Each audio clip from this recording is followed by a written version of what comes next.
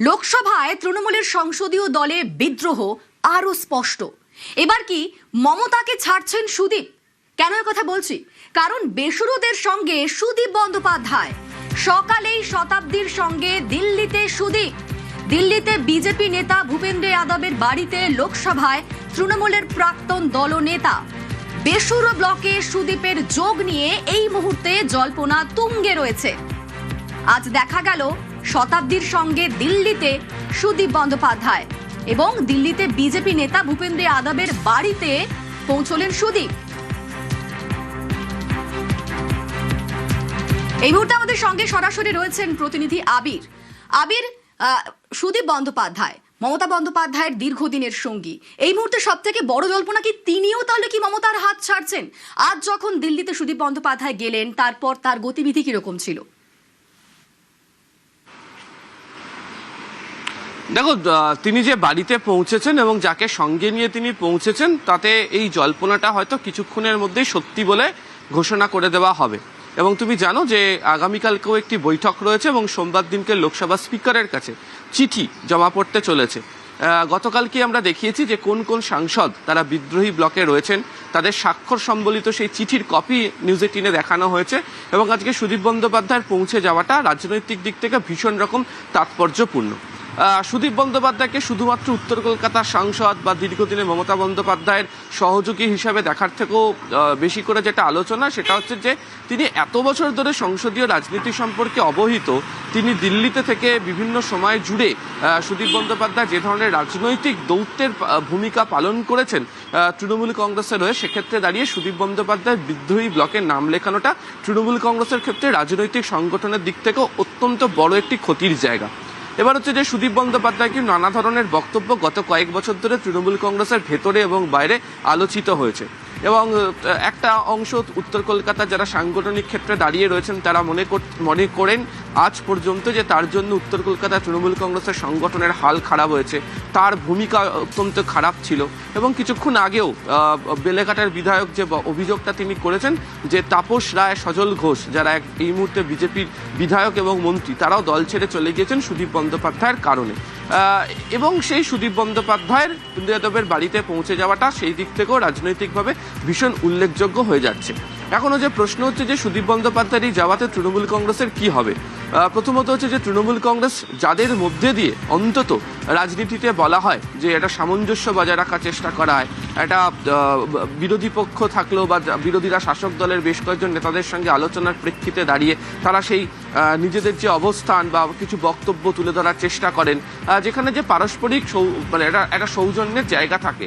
তো সুদীপ বন্দ্যোপাধ্যায়কে বিগত বছরগুলোতে সেই ধরনের ভূমিকা পালন করতে দেখতে পাওয়া গিয়েছে, কারণ তৃণমূল কংগ্রেস রাজ্যে শাসক দল হিসেবে থাকলে কেন্দ্রেতে তারা বিরোধিতাতেই তারা ছিল। এবার সেই তৃণমূল কংগ্রেসের তরফ থেকে সেই ভূমিকা পালন করার মতো সেই অর্থে কেউ থাকলো না। আর দ্বিতীয়ত, সুদীপ বন্দ্যোপাধ্যায় বিদ্রোহী ব্লকে নাম লেখানোর সাথে সাথে পাল্টা বিজেপি শিবিরের তরফ থেকেও এই বার্তা এখন রাজনৈতিকভাবে তুলে ধরার চেষ্টা করা হবে বা প্রচারে নিয়ে যেতে পারা যাবে। সেটা হচ্ছে যে তারা যে প্রসঙ্গে গত কয়েক বছর ধরে তারা অভিযোগ তুলছিলেন বিজেপি শিবিরের তরফ থেকে তৃণমূলের বিরুদ্ধে, দুর্নীতি ইস্যুতে, জাতীয় সুরক্ষা ইস্যুতে যেভাবে তারা আপোষ করছেন, সেই বক্তব্যটাও খানিকটা হলেও প্রকাশ হয়ে যাবে এবং সেই বিষয়টাও আরও বেশি করে প্রচার করার সুযোগ পাবে হচ্ছে বিজেপি শিবির। তার কারণ সুদীপ বন্দ্যোপাধ্যায়ের মতো নেতা তিনিও কার্যত বিদ্রোহী ব্লকে চলে যাচ্ছেন। ফলে একদিকে বিদ্রোহী ব্লকের 2/3 মেজরিটি নেওয়ার ক্ষেত্রে সুবিধা, আগামী দিনে সত্যিই তারা যদি নাম এবং প্রতীক নিজেদের কাছে রাখতে চায়, তাহলে সুদীপ বন্দ্যোপাধ্যায়ের মতো নেতাকেও তাদের সংসদীয় রাজনীতিতে প্রয়োজন হবে। ফলে সেদিক থেকে দেখতে গেলে আজকে সুদীপ বন্দ্যোপাধ্যায় বিদ্রোহী ব্লকের সাংসদদের সঙ্গে নিয়ে বৈঠক করাটা এবং পৌঁছে যাওয়াটা শতাব্দী রায়কে সাথে নিয়ে ভূপেন্দ্র যাদবের বাড়িতে রাজনৈতিক দিক থেকে এবং যথেষ্ট গুরুত্বপূর্ণ। এবং তৃণমূল কংগ্রেসের সাংগঠনিক দিকটা কতটা ভঙ্গুর, কিভাবে ভেঙে পড়ছে, সেটাও কার্যত পরিষ্কার হয়ে যাচ্ছে। একেবারে ধন্যবাদ আবির। দিল্লিতে বিজেপি নেতা ভূপেন্দ্র যাদবের বাড়িতে লোকসভা তৃণমূলের প্রাক্তন দলনেতা বেসুরো ব্লকে সুদীপের যোগ নিয়ে এই মুহূর্তে জল্পনা তুঙ্গে। আমরা দিল্লির আপডেট নেব। আমাদের সঙ্গে নয়াদিল্লি থেকে সরাসরি মৈত্রী রয়েছেন প্রতিনিধি। মৈত্রী, এই যে বৈঠক, এই বৈঠক নিয়ে এখনো পর্যন্ত কি কি আপডেট আমরা পাচ্ছি?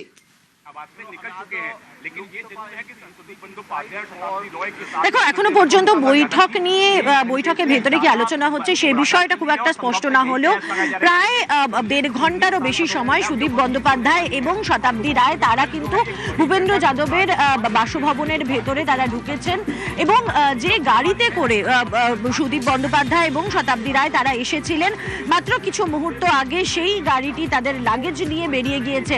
ফলে এখনো পর্যন্ত যেটা জানা যাচ্ছে যে এই বৈঠকে ভূপেন্দ্র যাদব এবং নিশিকান্ত দুবে তারা উপস্থিত ছিলেন এবং নিশিকান্ত দুবে তিনি ইতিমধ্যে ভূপেন্দ্র যাদবের বাসভবন থেকে বেরিয়ে গিয়েছেন। শতাব্দী রায় এবং সুদীপ বন্দ্যোপাধ্যায় তারা থাকেন সেখানে এবং তাদের মধ্যে আলোচনা হয়।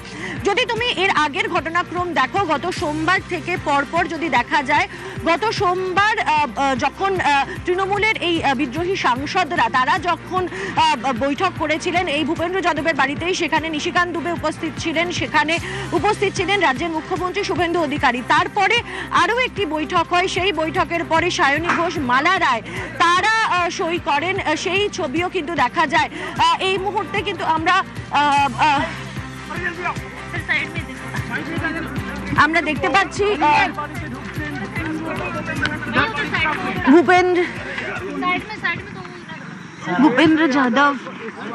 ভূপেন্দ্র যাদব তিনি এবার তার বাসভবনের ভেতরে তিনি ঢুকছেন।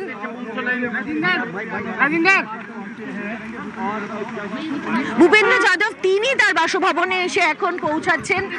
ভূপেন্দ্র যাদবের বাসভবনে এতক্ষণ সুদীপ বন্দ্যোপাধ্যায়রা ছিলেন এবং নিশিকান্ত দুবে ছিলেন এবং ভূপেন্দ্র যাদব এই মুহূর্তে আসছেন। ভূপেন্দ্র যাদব তিনি এসে এই মুহূর্তে এসে পৌঁছালেন তার বাসভবনে। ফলে যেটা মনে করা হচ্ছে যে বৈঠক এতক্ষণ ধরে আমরা অপেক্ষা করছিলাম, সেই বৈঠক এখন শুরু হওয়ার সম্ভাবনা রয়েছে। এতক্ষণ পর্যন্ত যেটা জানা যাচ্ছিল যে ভূপেন্দ্র যাদব তিনি বাসভবনের ভিতরেই রয়েছেন এবং সেখানেই বৈঠক চলছে। নিশিকান্ত দুবে তিনি আগে এসে উপস্থিত ছিলেন এবং এখন নিশিকান্ত দুবে তিনি কিছুক্ষণ আগে বেরিয়ে যান সুদীপ বন্দ্যোপাধ্যায়ের যে গাড়ি, সেই গাড়ি বেরিয়ে গিয়েছিল এবং এই মুহূর্তে তোমরা দেখতে পাচ্ছ যে ভূপেন্দ্র যাদব তিনি তার বাসভবনে এসে পৌঁছালেন এবং যেটা মনে করা হচ্ছে যে এখনই সম্ভবত সেই বৈঠক, অর্থাৎ সুদীপ বন্দ্যোপাধ্যায়ের সঙ্গে যে বৈঠক, সুদীপ বন্দ্যোপাধ্যায়কে ভেতরে পৌঁছাতে দেখানো গেছিল এবং সুদীপ বন্দ্যোপাধ্যায় তার সঙ্গে এবং শতাব্দী রায়ের সঙ্গে এখনই বৈঠক শুরু হওয়ার একটা সম্ভাবনা রয়েছে। ভূপেন্দ্র যাদব তিনি তার বাসভবনে আসলেন এই মুহূর্তে প্রায় 2:20 নাগাদ। শতাব্দী রায় এবং তার পরপরই শতাব্দী রায় এবং সুদীপ বন্দ্যোপাধ্যায় তারা এসে পৌঁছান ভূপেন্দ্র যাদবের বাসভবনে এবং তারপর বেশ কিছুক্ষণ সময় তারা ভেতরে ছিলেন এবং এখনো পর্যন্ত যেটা জানা যাচ্ছে যে আর কিছুক্ষণ সময়ের অপেক্ষা, হয়তো এখনই কিন্তু এরপরে বৈঠক শুরু হওয়ার একটা সম্ভাবনার কথা কিন্তু জানা যাচ্ছে। একেবারেই নজর থাক মৈত্রী, আপাতত ধন্যবাদ তোমাকে। লোকসভায় একে একে মমতার থেকে বেসুরো শিবিরে তৃণমূল সাংসদরা। আমরা যদি গতকালকেও লোকসভার আসন বিন্যাসটা দেখি তাহলে দেখা যাবে, দেখুন কিভাবে বেসুরো ব্লকে এই সাংসদদের সংখ্যাটা বাড়ছে। মমতার থেকে বেসুরো শিবিরে তৃণমূল সাংসদরা, তৃণমূল সাংসদ যাদেরকে একেবারে মমতা বন্দ্যোপাধ্যায়ের সঙ্গে প্রথম সারিতে দেখা যেত, তারাও এখন বেসুরো ব্লকে নাম লেখাচ্ছেন। আমরা দেখেছি বিধানসভা ভোটের রেজাল্টের পর থেকে একেবারে ডামাডোল চলছে তৃণমূলে, ভেঙে চুরমার তৃণমূল। বিধানসভার পরিষদীয় দল আগে হাতছাড়া হয়েছে এবং গত সোমবার লোকসভার সংসদীয় দল, সেখানেও ভাঙন প্রকট হয়। একেবারে সাংসদ বিদ্রোহ প্রকাশ্যে আসে। আর নাটকীয়ভাবে সেদিনই দিল্লিতে ছিলেন মমতা বন্দ্যোপাধ্যায়, অভিষেক বন্দ্যোপাধ্যায়, তারা ছিলেন ইন্ডিয়ার জোটের বৈঠকে। অপরদিকে সেদিনই এই বেসুরো ব্লক, এই সাংসদ বিদ্রোহ একেবারে প্রকাশ্যে আসে।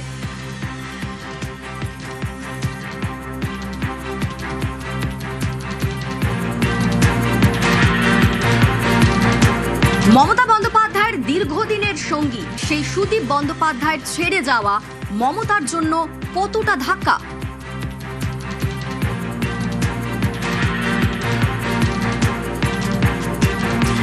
সুদীপ বন্দ্যোপাধ্যায় দীর্ঘদিনের সঙ্গী মমতা বন্দ্যোপাধ্যায়ের উত্তর কলকাতার সাংসদ, যিনি লোকসভায় দলনেতা ছিলেন একসময় তৃণমূল কংগ্রেসের, তাকে সরিয়ে অভিষেককে দায়িত্ব দিয়েছিলেন মমতা বন্দ্যোপাধ্যায়। সেই সুদীপ বন্দ্যোপাধ্যায়ও এবার বিদ্রোহী। কত বড় ধাক্কা এটা নেত্রীর কাছে, তাহলে এবার অঙ্কটা কি হতে চলেছে?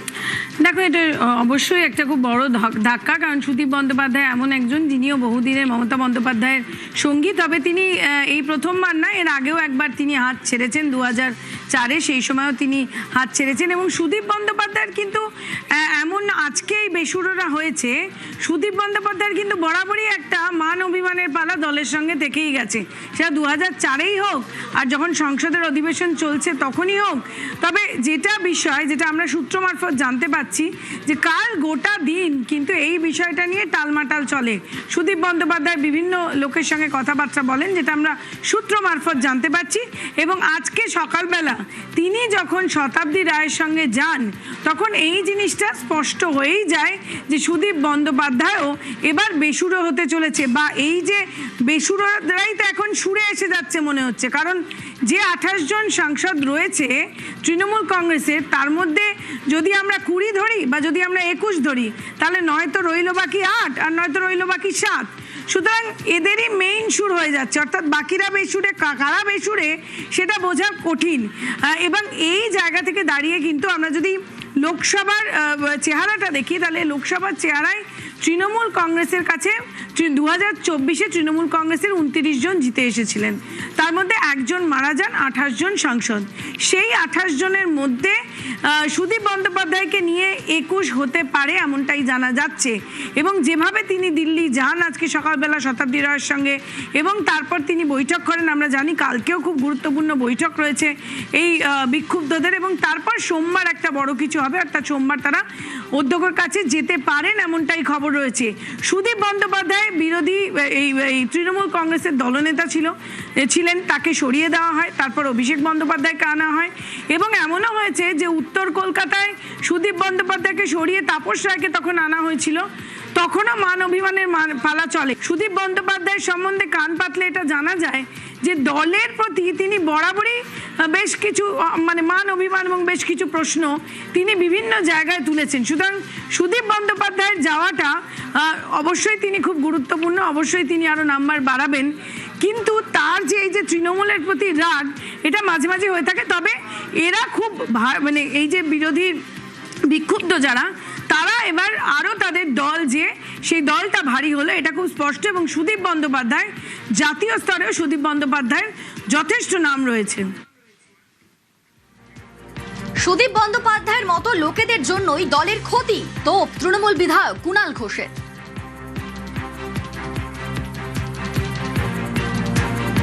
এটা তো মমতা বন্দ্যোপাধ্যায় আমাদের দলনেত্রী, তাকে শ্রদ্ধা করি, সম্মান করি, তার এটা প্রাপ্য ছিল। এই সমস্ত লোকগুলোকে তো মাথায় তুলেছেন, অনেকদিন ধরে তো বলেছি যে এই লোকটার জন্য অনেক যোগ্য কর্মী বঞ্চিত হয়েছেন। তাপস রায় বা সজল ঘোষ যারা ছিলেন, তাদের উপর নির্যাতন করে তাদের স্পেস কমিয়ে দিয়ে সরিয়ে দেওয়া হয়েছে।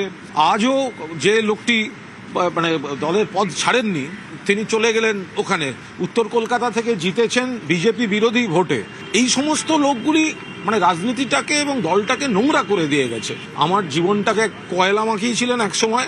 সুদীপদাকে নেওয়া মানে তো বিজেপির আবার buy one get one free, একটা চলমান বিউটি পার্লার চলে গেল সঙ্গে। বিজেপির দারুণ মার্কেটিং হচ্ছে এগুলো। যেদিন মমতা বন্দ্যোপাধ্যায়ের বাড়িতে সিআইডি এলো, সুদীপ বন্দ্যোপাধ্যায় আমায় ফোন করেন, কুণাল তুমি কোথায়? আমি বললাম এই তো আমি মমতা বন্দ্যোপাধ্যায়ের বাড়িতে। বললো নয়না যাচ্ছে তোমাদের ওখানে, একবার থাকা উচিত। বললাম আসুক।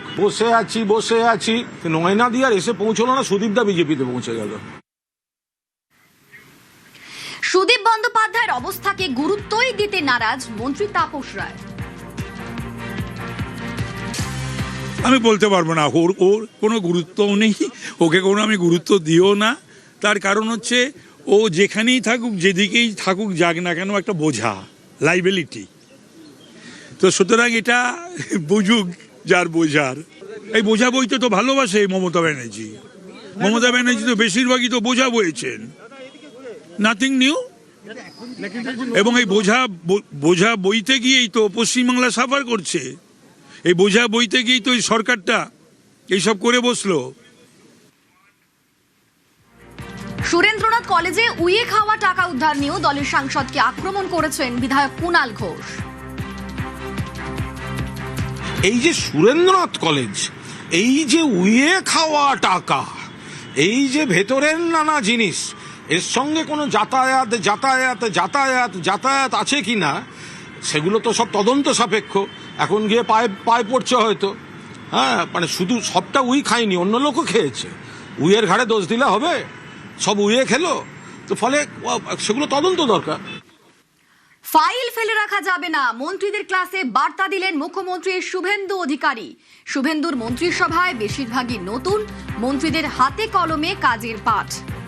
আমাদের সঙ্গে সুস্মিতা রয়েছেন প্রতিনিধি। সুস্মিতা, কি বার্তা দিলেন মুখ্যমন্ত্রী, কি বোঝালেন?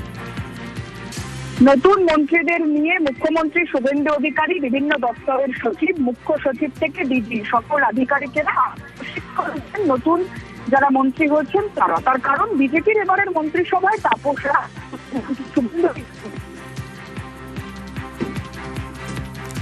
সুস্মিতা, তোমার কথা স্পষ্ট শোনা যাচ্ছে না, আরো একবার জানাই, ফাইল ফেলে রাখা যাবে না মন্ত্রীদের ক্লাসে, এমনটাই বার্তা দিলেন মুখ্যমন্ত্রী শুভেন্দু অধিকারী।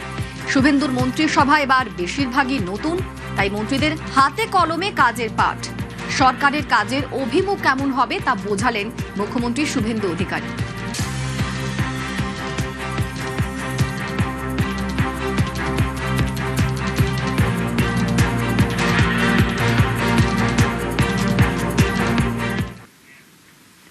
টয় ট্রেনের সফর মন্ত্রী দিলীপ ঘোষের। সস্ত্রীক টয় ট্রেনে দার্জিলিং ঘুরলেন মন্ত্রী। আপনাদের সেই ছবি দেখাবো। সস্ত্রীক টয় ট্রেনে দার্জিলিং ঘুরলেন মন্ত্রী। টয় ট্রেনের সফর মন্ত্রী দিলীপ ঘোষের।